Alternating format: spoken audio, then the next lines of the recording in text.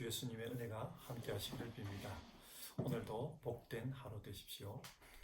그러면 사도신경으로 신앙을 고백하며 5월 5일 아침 예배를 하나님께 드리겠습니다.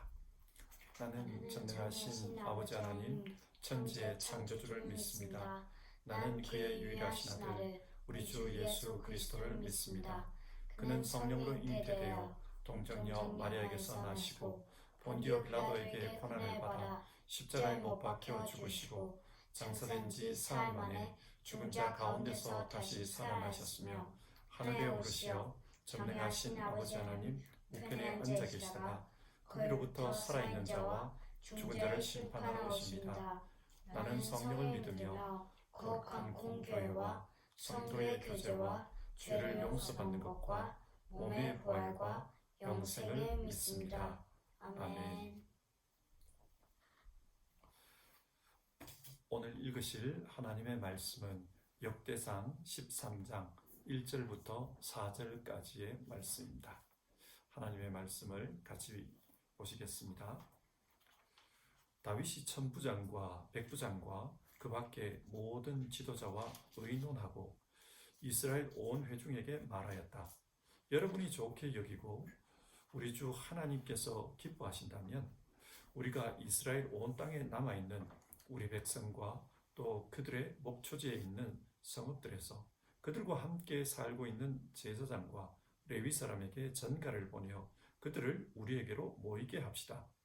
그런 다음에 우리 모두 하나님의 궤를 우리에게로 옮겨오도록 합시다. 사울 시대에는 우리가 궤 앞에서 하나님의 뜻을 여쭈어 볼 수가 없지 않았습니까? 온 백성이 이 일을 옳게 여겼으므로 온 회중이 그렇게 하겠다고 대답하였다. 아멘. 오늘은 역대상 13장부터 16장까지의 말씀을 살펴보려고 합니다. 역대상 13장에서 16장은 다윗이 언약궤를 예루살렘으로 옮겨오는 내용입니다. 성경은 이 사건을 통해 다윗 왕국의 국정 철학이 무엇이었는지를 말하고 있습니다. 여러분, 다윗 왕국의 국정 철학이 무엇이었습니까? 오늘 성경을 함께 살펴보며 다윗의 국정 철학에 대해 생각해 봅시다. 먼저 13장입니다. 다윗은 기럇 여아림에 있었던 그 언약궤를 예루살렘으로 옮겨오려고 합니다.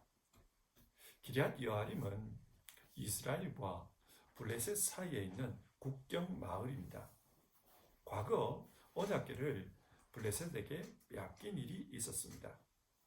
그리고 사울 시대에는 이 언약궤가 이스라엘에 돌아왔지만 여전히 블레셋과 가까운 국경 마을에 방치되어 있었습니다.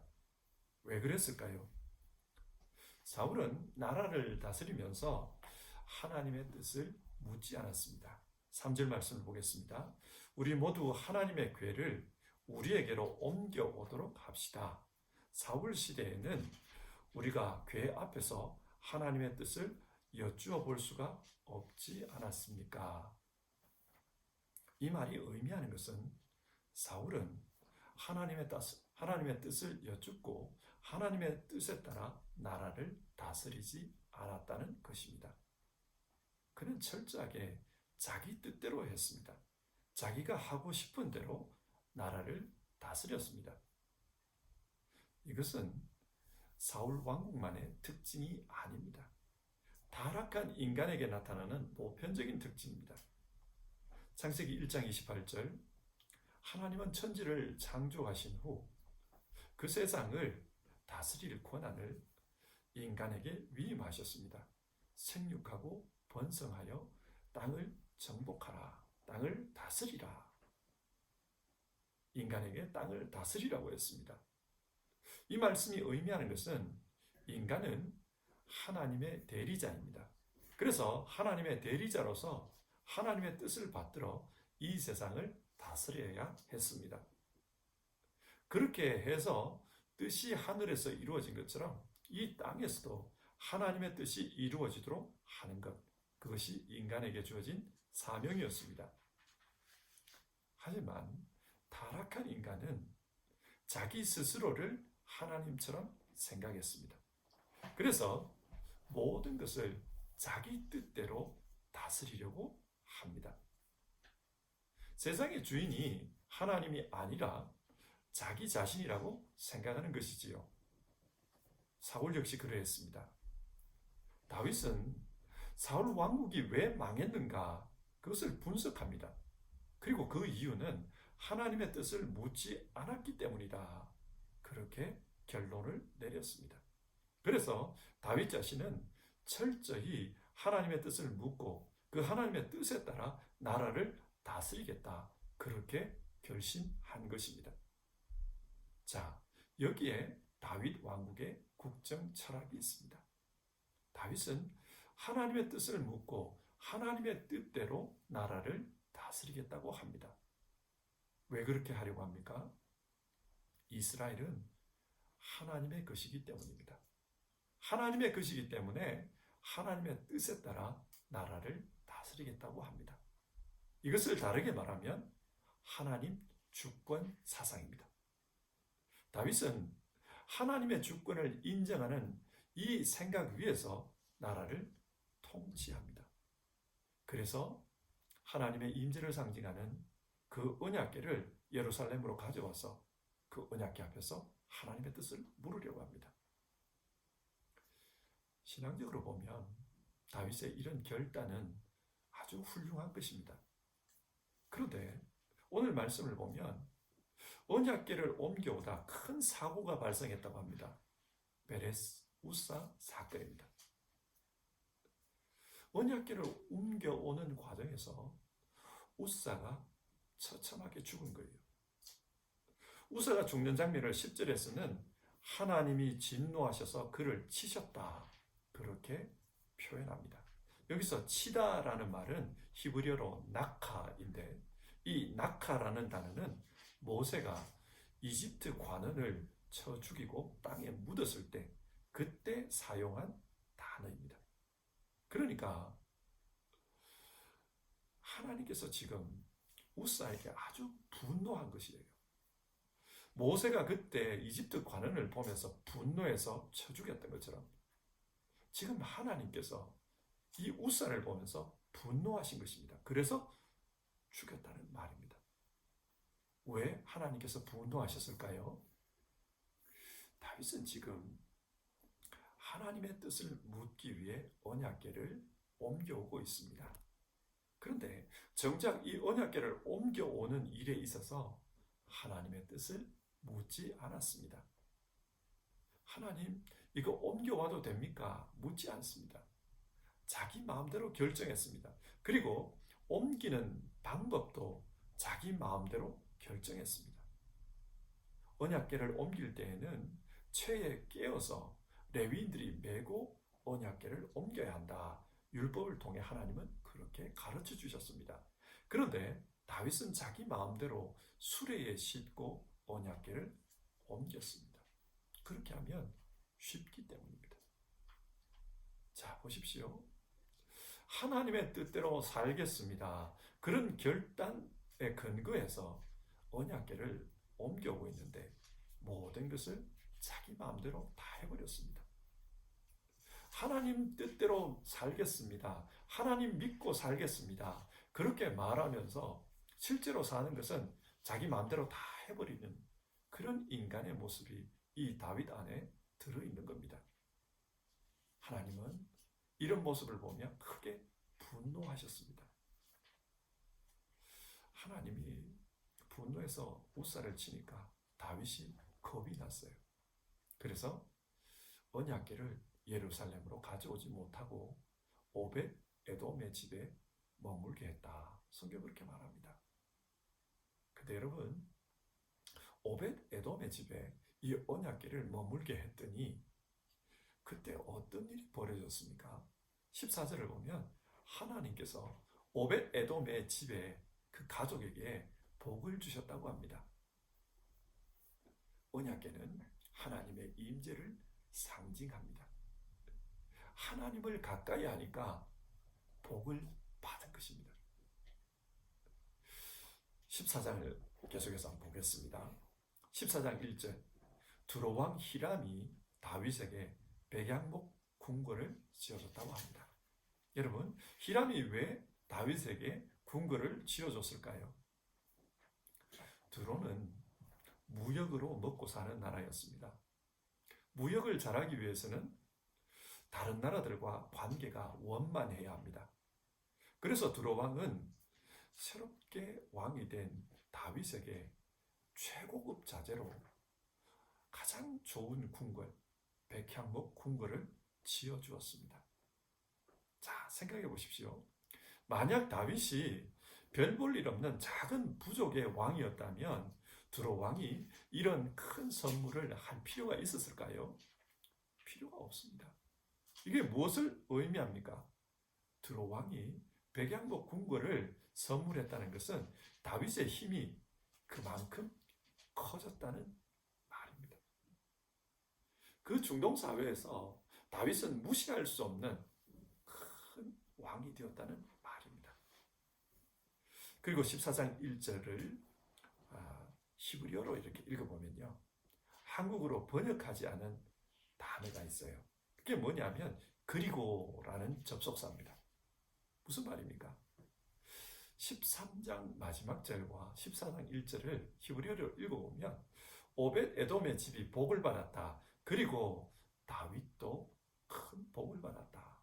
그래서 복을 받아서 권력이 강해졌고, 그렇기 때문에 두로 왕 히람이 아주 좋은 궁궐을 선물로 줄 정도가 되었다는 말입니다. 하나님께서 다윗에게 복을 주셨습니다. 왜 복을 주셨을까요? 하나님의 주권을 인정하고 그 하나님 주권 사상에 근거해서 나라를 다스리려고 했기 때문입니다. 이어서 3절부터 7절까지를 보면 다윗이 예루살렘에서 낳은 13명의 아들 이름이 나옵니다. 아들이 많아졌다는 것은 왕가가 번성했다, 그런 의미입니다. 자, 여기서 우리가 생각해 볼 것이 있어요. 고대 사회에서 왕의 결혼은 개인적인 로맨스에 의한 결혼이 아닙니다. 많은 경우 정략 결혼입니다. 그러니까 다윗이 많은 아들을 낳았다, 이 말은 그만큼 이스라엘의 많은 권력자들이 다윗에게 모여들었다, 그래서 결혼 동맹을 맺었다, 그런 의미입니다.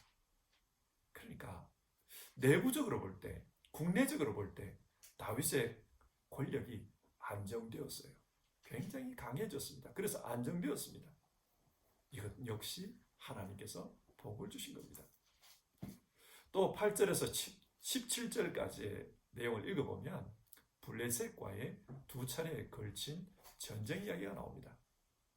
한때 다윗은 블레셋 왕 아기스의 신하였습니다. 그러니까 블레셋 입장에서 보면 다윗, 네가 왕이 되었지만 너는 우리 신하야, 이런 태도가 깔려 있는 거예요. 너는 우리 신하니까 우리 말을 잘 들어야 돼. 우리에게 예를 갖춰라. 그렇지 않으면 가만두지 않겠다. 그런 의미에서 블레셋이 쳐들어온 겁니다. 다윗을 길들이겠다는 거예요. 그런데 하나님께서 이 전쟁에서 크게 승리하게 해주셨습니다. 무슨 말입니까? 하나님께서 다윗과 함께 하셔서 승리하게 해주셨다. 이건 역시 하나님 주신 복입니다. 자, 이렇게 보면은 14장은 다윗이 받은 복에 대한 이야기입니다. 왜 복을 받았느냐? 13장 다윗은 하나님 주권 사상에 근거해서 나라를 운영하고자 했습니다. 이 나라의 주인은 하나님이십니다. 그렇기 때문에 하나님의 뜻을 묻겠습니다. 하나님의 뜻에 따라서 나라를 다스리겠습니다. 자, 그렇게 하려고 하자 하나님께서 다윗에게 복을 주신 겁니다.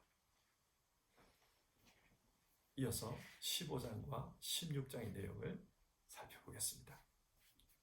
다윗은 이 언약궤를 모셔오면서 한번 크게 실패를 했기 때문에 이제는 철저하게 준비합니다. 철저하게 준비해서 언약궤를 다시 예루살렘으로 옮겨오려고 합니다. 15장 13절인데요. 지난번에는 여러분이 매지 않았으므로 주 우리 하나님께서 우리를 치셨습니다. 우리가 그분께 규례대로 하지 않아서 그렇게 된 것입니다. 다윗은 지난번에 왜 이런 무서운 일이 벌어졌는가? 하나님의 말씀대로 하지 않았기 때문이다. 그렇게 평가하고 있습니다. 그래서 이제는 철저하게 하나님 말씀대로 이 언약궤를 옮겨오자고 합니다. 여러분, 하나님의 주권을 인정한다는 것이 어떤 것인 것 같습니까? 바로 이런 겁니다. 철저하게 하나님의 뜻, 하나님의 말씀에 순종하려는 태도, 그게 하나님의 주권을 인정하는 사람의 모습입니다. 그리고 27절, 다윗은 이 언약궤를 모셔올 때 제사장들이 입는 에봇을 입었다고 합니다. 이게 무엇을 의미할까요? 다윗이 제사장도 아닌데 왜 에봇을 입었을까요? 이 말씀은 다윗이 하나님 앞에 예배자로서 서 있다는 말입니다. 하나님을 섬기는 예배자로서 이 언약궤를 옮겨오고 있는 것입니다. 그리고 이 언약궤가 예루살렘에 들어오자 그는 크게 기뻐하며 춤을 췄습니다. 어느 정도로 춤을 췄냐? 사울의 딸이자 자기의 아내인 미갈이 왕으로서 채통 없이 어떻게 그렇게 하십니까? 그렇게 없이 여길 정도로 춤을 췄다고 해요. 다윗은 예배자로서 정말 하나님을 기뻐했습니다. 그래서 하나님의 임재의 상징인 언약궤가 들어오자 기뻐서 막 춤을 춘 거예요. 여러분, 하나님의 주권을 인정한다는 게 어떤 것인 것 같습니까? 구체적으로는 예배하는 거예요. 하나님을 예배하는 것이 하나님의 주권을 인정하는 것입니다. 하나님이 주인이십니다. 그러므로 나는 그 하나님을 기뻐합니다. 그 하나님 때문에 나는 이렇게 춤을 춥니다. 그게 예배예요. 자기 스스로 하나님 때문에 기뻐하는 것, 또 하나님을 기쁘게 하는 것, 그것이 예배입니다. 역대상 16장을 보면은 다윗의 시가 기록되어 있습니다. 이 시의 내용을 보면 하나님 감사합니다. 하나님 위대하십니다. 하나님 고맙습니다. 이런 내용입니다. 자, 하나님께 예배한다는 게 어떤 겁니까?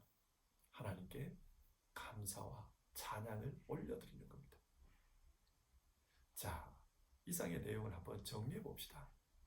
오늘 살펴본 말씀은 다윗의 국정 철학이 어떤 것이었는가, 그것에 대해서 말해주고 있습니다. 다윗은 하나님께서 이스라엘의 주인이십니다. 그러므로 하나님의 뜻대로 이 나라를 다스리겠습니다. 그런 생각을 가지고 있었습니다. 그래서 하나님의 뜻을 묻기 위해 하나님의 언약궤를 이스라엘의 수도인 예루살렘으로 가져왔습니다. 다윗의 국정 철학은 다르게 말하면 하나님 주권 사상이었습니다. 그렇게 하나님의 뜻을 물으며 나라를 통치하려고 하자 하나님께서 어떻게 대응해 주셨습니까? 복을 주셨습니다. 국외적으로 국제 정세에서 다윗을 높여주셨습니다. 그래서 두로왕 히람이 백양목 궁궐을 선물로 갖다 바칠 만큼 그렇게 다윗의 힘이 강해졌다고 합니다. 뿐만 아니라 국내적으로는 많은 권력자들이 다윗과 혼인관계를 맺으려고 할 만큼 권력이 안정이 되었습니다. 국내적으로도 권력이 강해졌고 또 나라가 안정을 찾은 겁니다. 그리고 이스라엘의 경쟁자였던 블레셋과의 관계에서는 바알브라신, 홍수로 쓸어버리듯이 그렇게 블레셋 군대를 쓸어버렸다고 합니다. 완전히 승리한 것이지요. 이처럼 하나님께서는 하나님 주권 사상에 따라서 나라를 다스리고자 했던 다윗에게 여러 가지 복을 주셨습니다. 근데 여러분, 이런 하나님 주권 사상은 신앙의 영역에서 구체적으로 어떤 형태로 나타났습니까? 예배입니다. 예배를 통해 나타났어요. 예배는 하나님을 가까이 하는 것입니다. 원래 인간은 에덴 동산에서 하나님과 함께 살도록 그렇게 만들어졌습니다. 그런데 범죄함으로 말미암아 더 이상 하나님과 함께 할 수 없게 되었어요. 에덴 동산에서 쫓겨납니다. 하지만 하나님은 죄로 말미암아 쫓겨난 그 인간에게도 어떻게 하나님을 가까이 할 수 있느냐, 그 방법을 가르쳐 주셨습니다. 그것이 뭡니까? 예배였습니다. 창세기 3장 마지막 부분에 아담과 하와가 에덴 동산에서 쫓겨나는 이야기가 나와요. 그리고 4장 시작하자마자 가인과 아벨의 예배 이야기가 나옵니다. 죄로 말미암아 에덴 동산에서 쫓겨난 인간이 어떻게 하나님을 가까이 할 수 있는가? 예배를 통해서 가까이 할 수 있다는 말입니다. 정말 하나님께서 내 인생의 주인이십니다. 이 세상의 주인이십니다. 그것을 믿는다면 예배를 통해 하나님 앞에 나아가야 합니다. 하나님을 예배하는 사람, 그 사람이 하나님의 주권을 인정하는 사람입니다. 그리고 이 예배는 구체적으로 보면요, 하나님과 소통하는 거예요. 어떻게 소통합니까? 하나님의 말씀을 통해 소통합니다. 다윗은 언약궤를 옮겨오면서 하나님의 말씀대로 하지 않아서 우리가 큰 어려움을 겪었다. 그걸 알았어요. 그래서 그 다음에는 하나님이 말씀하신 대로 이 언약궤를 옮겨오기 위해서 철저히 준비했습니다. 하나님 말씀대로 사는 것, 이게 하나님과 소통하는 방법이에요. 또 어떻게 하나님과 소통합니까? 기도를 통해 하나님의 뜻을 묻는 겁니다. 14장을 보면 다윗이 블레셋과 전쟁하기 전에 하나님, 제가 이번에 올라가면 하나님께서 저들을 내 손에 넘겨주시겠습니까? 그렇게 묻습니다. 이렇게 하나님의 뜻을 묻는 것, 이게 기도지요. 그리고 역대상 16장 다윗의 찬송시가 나옵니다. 흔히들 찬송은 곡조가 붙은 기도라고 말하지 않습니까?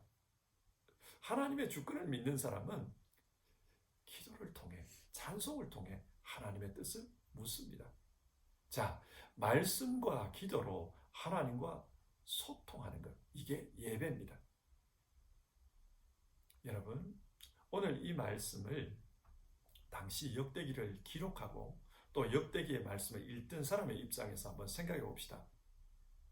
무엇을 말하고 있습니까? 사울은 자기 마음대로 사는 사람, 즉 타락한 인간을 상징합니다. 이스라엘이 왜 망했는가? 하나님의 뜻을 묻지 않고 자기 마음대로 살다가 망했다는 거예요. 그래서 이스라엘은 어떻게 살아야 되는가? 다윗처럼 살아야 된다는 겁니다. 다윗은 하나님의 뜻을 묻습니다. 하나님 앞에 기도하고 또 하나님 앞에 찬송할 뿐만 아니라 철저하게 하나님 말씀대로 행동하기 위해서 그렇게 노력합니다. 예배하는 겁니다.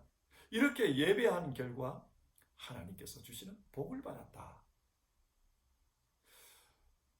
오늘 말씀은 바벨론 포로에서 돌아와 새로운 공동체를 만들어가야 할 그 귀한 공동체에게 어떤 공동체를 지향해야 하는가?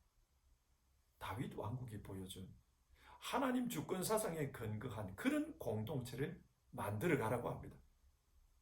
철저히 하나님 주권을 인정하는 그런 공동체가 되어야 한다. 그러기 위해서는 예배 중심의 공동체가 되어야 하고 말씀과 기도로 하나님의 뜻을 묻는 그런 삶을 살아야 한다. 그것을 말하고 있습니다. 이 말씀은 오늘을 사는 우리 역시 하나님 주권을 인정하고 예배하는 가운데 하나님으로부터 오는 그 복을 누릴 수 있다. 그것을 말하고 있습니다. 여기서 이런 질문이 들어요. 왜 우리는 하나님의 주권을 인정해야만 하는가? 왜 내 뜻대로 살면 안 되고 하나님의 뜻대로 살려고 해야 하는가? 여러분, 왜 그렇습니까?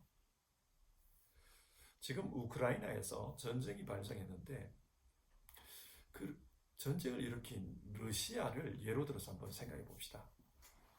푸틴은 러시아가 세계의 중심이 되는 그런 꿈을 꾸고 있습니다. 러시아가 중심 국가가 되어서 세계 여러 곳에 영향력을 행사하고 싶은 거지요. 이렇게 되면은 러시아 입장에서는 행복해요. 그렇기 때문에 러시아 국민의 80% 이상이 이런 푸틴의 비전을 찬성한다고 하지 않습니까? 그러나 여러분, 상대방의 입장에서 이 비전을 한번 생각해 봅시다. 어떻습니까?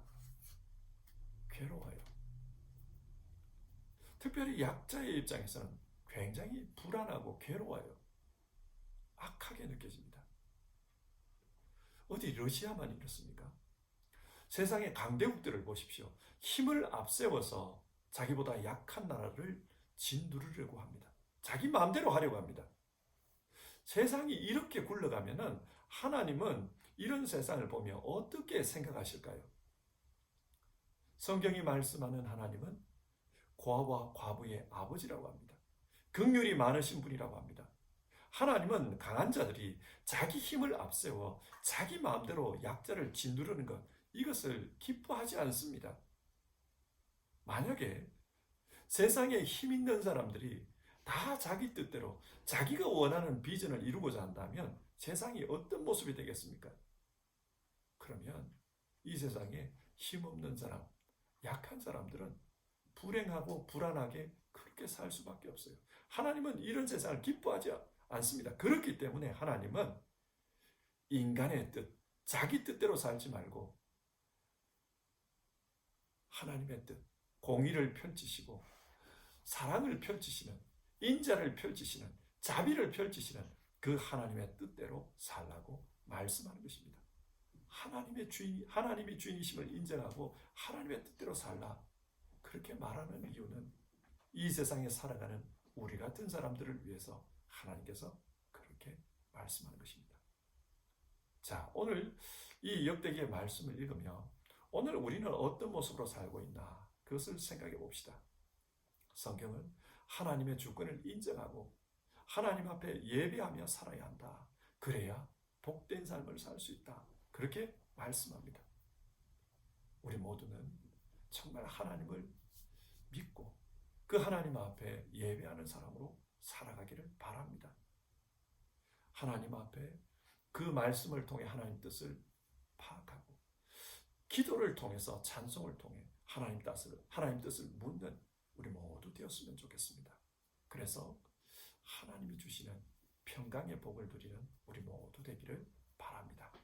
함께 찬송하고 기도하겠습니다. 찬송가 435장 나의 영원하신 기업, 우리 1절과 3절을 부르겠습니다.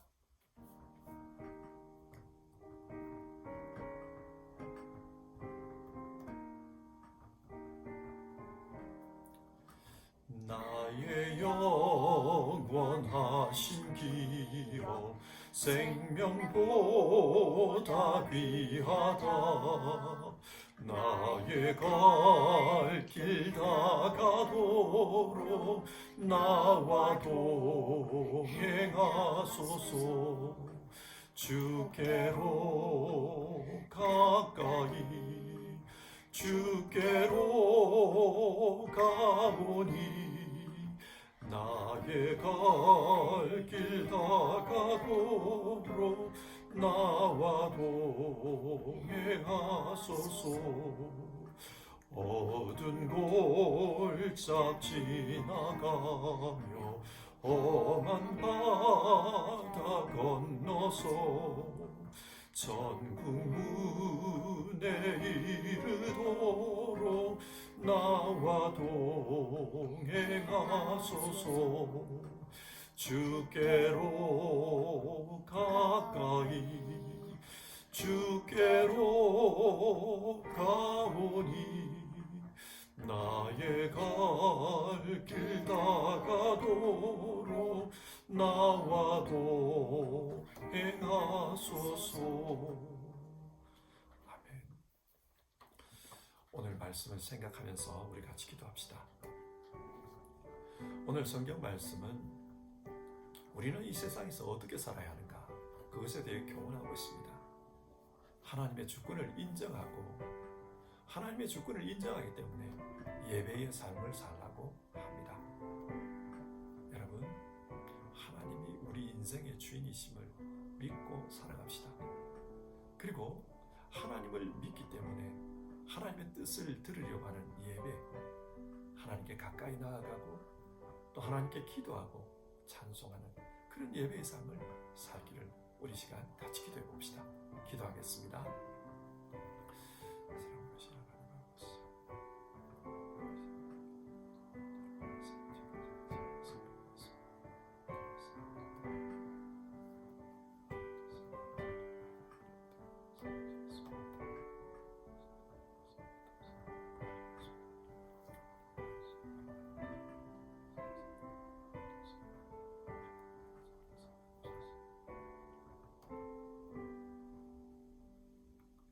하나님 아버지, 오늘 성경을 통해서 하나님을 믿는 사람들은 이 세상에서 어떻게 살아야 하는가 다윗의 이야기를 통해 우리에게 교훈해 주셨습니다. 하나님의 주권을 인정하고 살라고 하셨습니다. 하나님의 주권을 인정하는 것이 우리 모두가 복되게 사는 길이다. 성경 그것을 말씀해 줍니다. 하나님께서 내 인생의 주인이시라는 것, 우리가 살아가는 세상의 주인이시라는 것, 그것을 믿고 살게 하옵소서. 하나님이 주인이심을 믿는 사람은 구체적으로 예배를 통해서 하나님의 뜻을 들으려고 한다. 우리가 그렇게 말씀 나눴습니다. 하나님의 말씀을 통해 하나님의 뜻을 듣고 또 기도를 통해 하나님의 뜻을 여쭙는 우리 모두 되게 하옵소서. 예배를 통해 날마다 주께로 가까이 나아가는 우리 되게 하옵소서. 어려울 때도 힘들 때도 날마다 주께로 나아가 주님이 주시는 그런 위로와 또 해결책을 받는 우리 모두 되게 하옵소서. 하나님, 오늘도 예배하는 가운데 주님 인정하고 주님 주권 인정하고 살겠습니다. 마음을 결단하는 모든 성도님들 그 삶을 축복해 주시옵소서. 그 삶을 다스려 주시옵소서. 어려운 분들, 건강의 어려움, 생활의 어려움을 겪고 있는 분들 하나님께서 도와주시옵소서. 주님의 역사가 우리 성도님들 삶 가운데 나타나 다들 복되게 살기를 원합니다. 이 모든 말씀 우리 주님 예수님의 이름으로 기도드리고 다리지 못한 기도는 주님 가르쳐 주신 기도로 대신합니다. 하늘에 계신 우리 아버지, 아버지의 이름을 거룩하게 하시며 아버지의 나라가 오게 하시며 아버지의 뜻이 하늘에서와 같이 땅에서도 이루어지게 하소서. 오늘 우리에게 일용할 양식을 주시고 우리가 우리에게 잘못한 사람을 용서하여 주는 같이 우리 죄를 용서하여 주시고 우리를 시험에 빠지지 않게 하시고 악에서 구하소서. 나라와 권능과 영광이 영원히 아버지의 것입니다. 아멘.